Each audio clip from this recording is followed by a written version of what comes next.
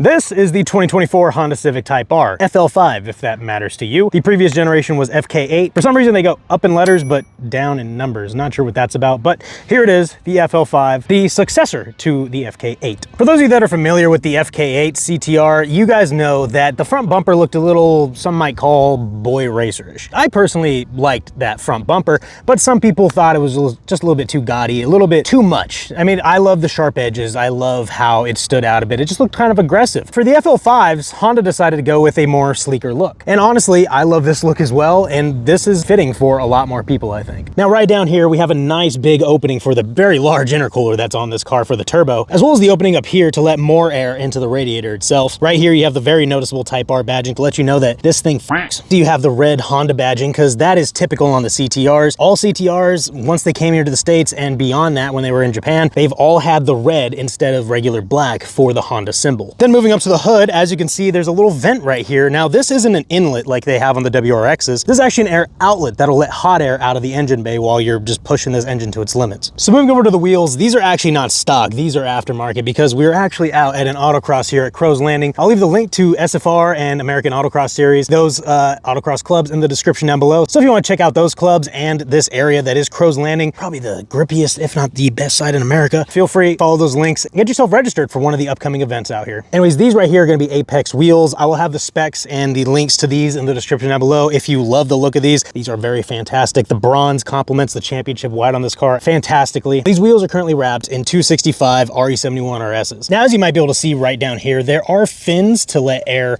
from the wheel well out, so it kind of extracts that hot air that's going within the brakes and just the wheel well in general, so that's there to help a little bit. Nice side skirts to kind of complement the car. Come behind the car, as you can see, this fixed wing right here, I'm almost certain is optional. There's two different types, and I think this is the performance pack one, but you got the rear wing, you have the hatchback still, that's still a hatch, it's not just a trunk. Obviously you have the red Honda symbol again, that's iconic. So is this, the Type R symbol, which, as I said earlier, it tells you that this car flips. Moving down below to the diffuser, which is going to be able to break up the air as well as make it a little bit more aerodynamic. And sitting next to those is 3 exhaust pipes. Now, these are all functional, just like on the GR Corolla. All 3 of these are functional in some way. I think it's more aesthetic than anything, but they say it's worth something. I do love how the FL5's rear looks with the lights and everything. Everything on this car just makes it look a little bit more sleek and a little bit more refined. Before we get onto the interior of the CTR, we need to check out one more thing, and that one more thing is under the hood.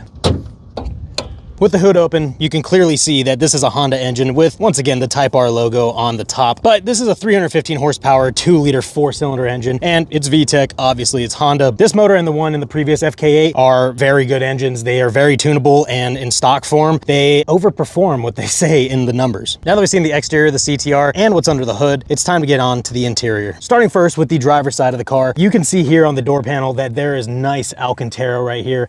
Decent looking plastic, hard enough, but nothing gaudy. It looks pretty good on there. Chrome looking handle, still plastic, but it's chrome nonetheless. Side pocket for anything you need, and your side mirror controls right here. Now moving on to the seats, as you can see, this is nice Alcantara, and it is a bucket seat, so it has some nice bolstering here. Moving up to the headrest, Type R logo again. Also openings for any harnesses that you might want to attach to this. This is a nice seat, and it really hugs you very well. Coming down here to the footwell, obviously it's 3 pedals because it's manual only, no autos. As you can see right here, nice leather wrapped steering wheel with the red Honda badging again. All digital, very nice digital gauge right here.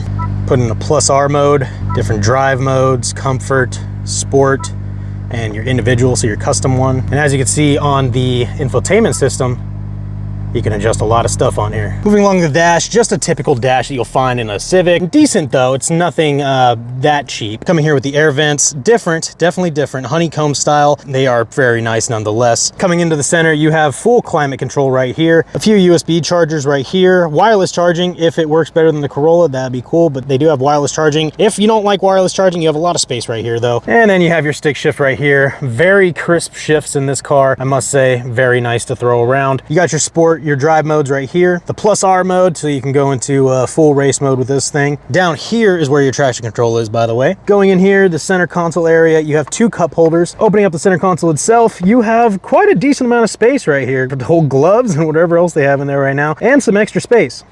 Coming over here to the passenger side really quick, as you can see, that is number 18927. This is a pretty cool accessory to have on your car, to be honest. Going into the back seats really quick, as you can see, the doors also have Alcantara right here, and the back of the driver's seat also has the Type R lettering. This is engraved too. This feels pretty cool. In the middle, you have cup holders. These are cloth seats, so no Alcantara for the passengers, unfortunately. No center console, which is fine because you have 2 cup holders right here, but you can't fit a 5th person. I guess you could try, but there's no seatbelt, so be careful when you're doing that. And as you can see right here, the Type Rs come standard with unicorn plush seatbelt covers. And last but not least, we're gonna come into the trunk or the hatch of the CTR really quick. Lifts up very nicely. And as you can see, there is a lot of storage to be had back here. You will be surprised how much stuff you can fit in one of these CTRs, whether it be the FL5 or the FK8, just as much, if not more, than the GR Corolla. That has been confirmed a couple times. These were my first impressions with the 2024 Civic Type R FL5. If you enjoyed this video and you want to see more of them, please leave a like, subscribe if you're not subscribed yet, and ring the bell so you guys will be notified of